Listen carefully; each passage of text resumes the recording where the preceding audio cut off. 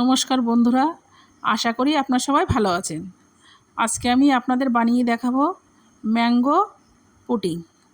এখানে আমার 4টে হিমসাগর আম আছে। আমটা আমি চামচের সাহায্যে শাঁসগুলো বের করে নেব।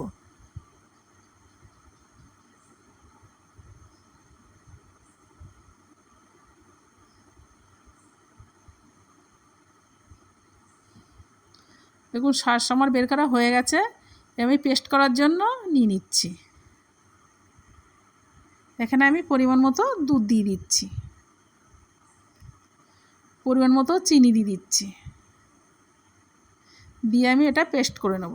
পেস্ট করা আমার হয়ে গেছে। একটা কড়া চাপিয়ে দিয়েছি, কড়াটা আমার গরম হয়ে গেছে। এবারে আমি পেস্টটা দিয়ে দিচ্ছি। পেস্টটা আমি অল্প কিছুক্ষণ ফুটিয়ে নেব।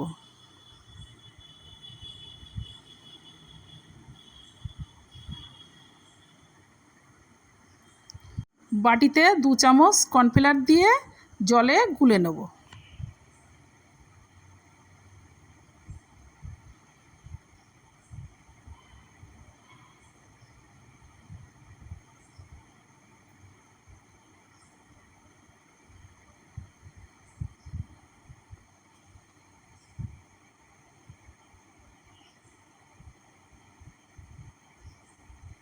এবার আমি কড়াইতে দিয়ে দেবো।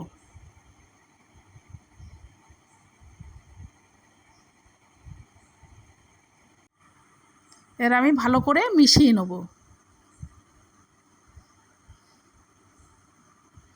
ওপর দিয়ে আমি লেবুর রস দিয়ে দেবো।